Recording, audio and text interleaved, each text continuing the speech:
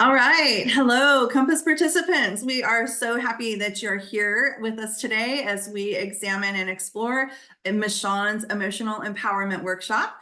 This will be a 4, possibly 5-part series, and then Michonne and I will probably reconnect at some point to have a broader conversation around this really important topic. So with that, I'm going to turn it over to Michonne, who's going to lead us through this really important work. Awesome. Thank you so much, Danielle. Hello, everybody. Thank you for tuning in. I have put together what I feel is an important topic in today's day and age, and really the centers on you as the individual. But as that most of us have connections to family and friends, this is a tool that I hope that you not only embrace, but to share out with others. This is a presentation that I have put together on emotional empowerment. The focus and goal here is to really unite you to yourself. So just take a moment, read this slide. Where's your mind today? Where's your heart today? How does the body feel? How's your breathing? How is your emotions? Are they settled? Notice your energy. Now I'm going to ask Danielle to please share a personal story here that relates.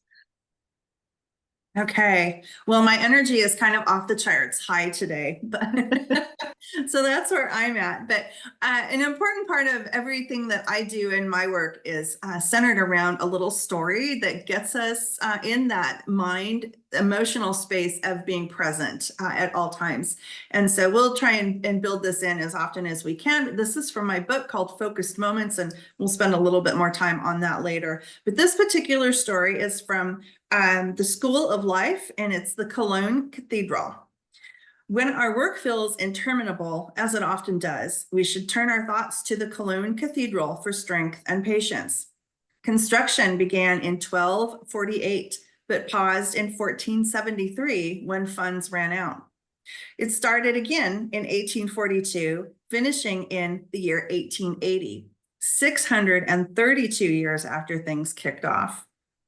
However, it wasn't the end, because World War II created a whole new round of damage, so much so that the construction continues to this day.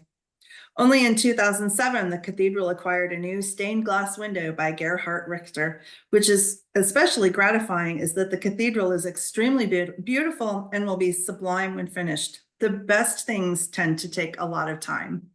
And I thought that this was a really powerful story to get us kicked off, because we are all a work in progress. And I think that's particularly true when it comes to our own healing. Right. Thank you. Right. We are all a work in progress, and how amazing it is that those kinds of structures they're not overnight structures, right? The kind of healing that we're looking for. So doing this mind body check is us settling in to understand where we are today, because where we are today is an important knowing. So let's dive in to our next slide. This really is the kickoff here. What is emotional empowerment? So I personally have a definition. This is reflected here on the screen. And take a minute to understand this definition and see how it may even compare to yours. So mine reads, it's flexibility in choosing where, I'm going to say my emotional energy is directed. It's the flexibility. That's the key word here. The flexibility. So sometimes events will really be triggering, and then they align us to somewhat of a root response, a habitual response. But flexibility is the key here at keeping ourselves in a purposeful aim of where our energy is directed. So I would invite you to be able to ask yourself this question. And Danielle, I'll ask you this. Please share if you have some variation of your own definition and what may that be, or how that is different from what I have here. I really like your definition, Michonne, and I was reminded of a great definition, or a scenario, if you will, around this whole idea of flexibility and choosing how to direct your energy. And it went something like the first thought you have when you hear something is going to be an emotional response, or the second action that you take is how you choose to respond to that. And Mm. I didn't say that exactly as well as the person who told me, but I think it really does relate to this. We're going to have an emotional response to something that we hear or see. That flexibility and our choice is how we respond to it. Right. The flexibility in choosing. And I would like to really drive home a really clear point right out of the gate here. So many of us have made statements, and I'm not faulting anybody, but for some reason we make statements. That's just the way it is. That's just the way I Mhm. am. And I will tell you that over time I have discovered that that is really one of the biggest lies that somewhere in our experience we have assumed. And yet we don't question it, but I'm asking people to please question that because we are not just the way we are. We are we are in our current state based on interesting and specific criteria and conditions, which if that is true, then we can have different criteria and different conditions. And that is a choosing, and that's the flexibility I'm speaking on. So just right away, this emotional empowerment is this, I own it. I'm going to be choosing something about it instead of I'm just going to receive what anything is thrown at me or whatever, right? Or I'm going to adopt your emotional response because it's just easier. So this is being in charge and creating a flexibility. This is ownership. Okay, so thank you. All right, and understanding emotional and somatic mindfulness is set here with two different slides. So this is both, so this slide is the emotional one, and then the second slide in a moment is going to be the somatic. So emotional mindfulness, right? That focused attention, emotional feelings, sensations, states of being, and the equal sign there is being in the now with what is. And this is a really hard place for a lot of people because we don't want to be angry or upset. We don't want to be violated. We don't want to be ignored. And rightfully so. I under most of us would go, yeah, I understand that. Um, but to be emotionally mindful is to say that is what's happening, but we don't end there. It's not a period. We can also then say, and so now what? That's also us with some ownership, right? And so now what? And so that contrasts with the emotional dysregulation that a lot of us will sit with some fragmented feelings or unsettled mind and heart space. And that does lead to some uncontrolled or erratic behavior. The next piece here is the, oops, excuse me. I went too many, too many. This is the somatic mindfulness. So the emotional mindfulness targets the emotional well-being. This is related to the way the body shows that demonstration. So somatic really is the word that means body, and it's a science word that means body, the body of. So so somatic mindfulness is registering and being aware of that state of the body. So does the body feel tense? Does the body feel agitated? Does it have a high degree of energy? Some of that can be noticed in the way our hands might quiver.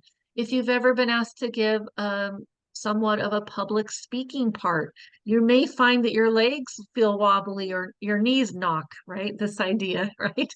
Or your teeth chatter. That actually is my experience. When I get to a high degree of state of stress, my teeth chatter. I feel that tension into my jaw. So my body manifests it that way. So there's just different ways. So being mindful of how your body experiences that state as well. Danielle, do you have anything to add or to share as an experience on that of how that is shows up for you? Oh, it does show up. I can feel it oftentimes in my neck, particularly in my chest. I Mm. get a real tightness in my chest. Sometimes I Ah, can feel the heat in my neck, but yeah, definitely in okay. my chest. Yeah. Right. So you are noticing your somatic experience, and I have a variety of them under certain conditions. Certain ones show Hmm. up. Absolutely. So Absolutely. yeah. So that's very normal. So all of what I'm trying to say is this is totally normal, and just say this is the reality. Let's look at the reality. Your body is manifesting a truth. What is that truth? Okay. Next idea here is under is to excuse me, the causes of emotional distress and dysregulation. A lot of this is directed at because we have states where we are really feeling unsafe. The cause of emotional distress is related to the body's read from our sensory self into the environment that somehow their evaluation is not safe, right? That running banner, not safe, psychological or physical. Now, there is an emotional safety as well, but that also is a psychological entity, right? How do I feel and think about my safety? So the safety creates connection and openness, whereas unsafe feelings are defensiveness and disengagement. And the causes of emotional distress are of these types. We have several here on this screen: historical or ancestral trauma that's stored in our DNA. This one is affecting everybody, Mm-hmm. and this is Yes. a heritage of trauma and or your trauma story, even if you have knowing of your parents or your siblings. That's a shared collective trauma story, and it is a viable, real thing in our society. And when you and I are interacting with people, you and I end up having an interaction with this part of them. Interesting. We don't really often think about it, but this does manifest in Mm-hmm. the way people reserve or hold themselves back or become invested because of that sense of safety that is kind of programmed. It's programmed into the DNA and through experimental learning. Number two, overwhelming events, right, that are chemically stored in your body. That's one of the reasons why you and I have those tension spots, because our stress literally will settle chemically into those body areas. Pregnancy, a lot of people don't think about this, but the fetus is experiencing the stress, overwhelm, or distress of a pregnant mother, right? So that's a factor of what causes dysregulation and in this terms, it's an unborn child.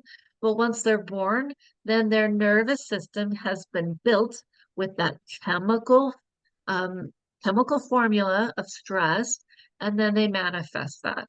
And that's just part of their genetic makeup. So, helping to create stress-free or stress-free. I don't even know if that's possible. I don't think it is in this world, but I do think there's ways to manage it. Household chaos, abuse, and neglect, right? Exploitation. These are really serious causes of distress and dysregulation. On to the next slide. Lack of healthy bonding. This is one I see more and more in our modern world Yeah. when and because we have a disconnect in the family unit for whatever reason. I'm not placing blame. For whatever reason, we have a lack of healthy bonding in family units through divorce or single parenthood for whatever reason. Also, even one parent or another is out of the home and both parents are in the workforce. So there's a lot of science on this.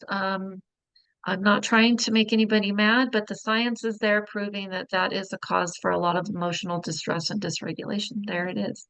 Yeah. Unsteady home life, right? There's a lot of reasons for that. 7, for examples of healthy models, right? What do I have that I can actually impart? What do I really know? Um, Many of us, I've said it too, as I've been a parent to a young child. Uh, I'm new to this. I don't know what I'm doing. Where's the parenting handbook? But you know what? There's parenting classes, and there's people like myself that actually give coaching tutorials and experience on how to actually do this, how to actually become that healthy model. Physical trauma, accident, natural disasters, things that are of not our making, but just happen to us. In recent days, hurricanes, right? Mm. Trauma that really comes upon not just individuals, but communities and collective disaster. It's a big, big deal. In recent years, we've got number 9 related to distress of COVID and the aftermath of that, right? Not just during, let's not, it's two folds, right? It's the event of the COVID experience, but also the aftermath. And then number 10, I'm going to call them too much behaviors. Too much drugs, alcohol, porn, gambling, addictions of all kinds. These are just a few, right? But too much behaviors. You could have too much yelling, right? Mm, I'm a yeller under certain conditions. Concerts, I like to yell. That's not a too much behavior. Nobody would really say that. But in certain circumstances, it is a too much behavior. So we got to look at the balance there. yeah. There's still some more. Here's the Oh third gosh, slide. there's more. Oh, Okay. there is there's I these believe it. five more here, and then I'll or excuse me, four more here. I'll let you share. The loyalty to ancestry suffering. This Yeah. is an interesting one. Um, a lot of this ties to the word snark. Okay, so I'm going to bring that word forward. This ties to the word snark because I'm not going to give up and tattletale on my family. I'm not going to be the one that ousts um, the Wow. abuser in the family. And I'm telling you, that's not a good thing. Nobody wins. And I mean, really win. Nobody really wins. It can feel like a temporary win, but it's not. But we have to remember people do those behaviors because of psychological safety. It feeds psychological safety, right? Okay. That ties to 12, unhealthy loyalty, right? 13, skewed perceptions, misunderstandings, false beliefs. And 14, impaired nervous system responses from the effects of all of that. Danielle, did Yeah. you have something to Wow. share? Yeah, wow, I see myself in so much of that list. I imagine a lot of us can, right? I would add one to Yeah. that, Michonne, from my background in Yes. leadership. I would say toxic work Yes. environments. Perfect. You know what? You're right. Do I not have that at all mentioned in anywhere in here? No, It no, I might don't. be It it it might could be relate more to four. subtly. It could relate into four. Household could be Yeah, yeah, workspace. yeah. Yeah, but you're right. Toxic work environments. Okay, maybe I will amend this and just take note for those viewing. If you're taking notes, add that to the list and see where that fits into your personal paradigm. Is that an experience you've had? I know I've had it. Yes. Yes. Yeah. Yeah. Okay. That is the end of our presentation for today, and we will pick up with the next slide in a second recording. So just look out for that. We'll have them numbered properly so that you can identify the first part, second part, third, fourth, and if there's a fifth. So we'll see about that. Um, but I wanted to start off and just with these particular things, give a running introduction of these causes, and what we're talking about is psychological and physical safety. And therefore, when that is challenged, we move into dysregulation or strategies and coping mechanisms that really are not long-term satisfactory to bringing about emotional rest, because these lead to emotional unrest and distress. So we Yeah. will continue in the series with a few more uh, videos that add to this material. So stay tuned and watch out to see those forthcoming. Danielle, anything else to add here? I think the too much category was interesting, and I think a lot of those fall into short-term dopamine hits. I call them Oh, dopamine yeah, hits. I'm sure there's a yeah, better word for that, but it's that short-term burst of dopamine that you get that is a lot different from a long-term, more stable dopamine effect. And so I think we see a lot of that yeah. too much behavior, because I'd add cell phone addiction into that too, right? But Oh, right. Yeah, yeah, yeah. So yeah, that definitely. we go to those. So we're getting what feels like a false sense of kind of recovery, if you will, through Yeah, those behaviors. right. So yeah, To move us into a fantastic. happy spot, right? Yeah. Yeah, So for yeah. those in our audience, consider which ones of these you relate to. I'm going to move us back to one. Just consider where you may sit. How many of these are actually you're noticing as part of your own entity or makeup or things you've experienced. And remember, no judgment here. It's just we're taking Yeah. an inventory. Let's just be as compassionate as possible to say that's true. That's where I am. And then we don't end there. It's not a period. We end there with we say, and now what? And now what? And that's What's what we're going to next? continue with. And Yeah. that's what we're going to pick up with. And now what? Let me show you. Let me show you how to bring about emotional regulation and healing. And that's what we'll be teaching in these modules going forward. All right. Yeah, Thank fantastic. you. Fantastic stuff, Michonne. And I think I picked the right story to kick us off with our focus moment. You have to kind of lift that veil, so to speak, and recognize what it is. And until we know it's there and what the root cause is, we can't do that. So fantastic Yeah. information. Looking forward to the next segment. And until Awesome. then, we hope to see you back at that time. Please do give us a follow, subscribe, and ask questions in Yep. the comments, and we'll respond and give us some ideas or suggestions for other topics that you'd like to see. Wonderful. All right, Thank until you. next Thank time. you. Thanks, everyone.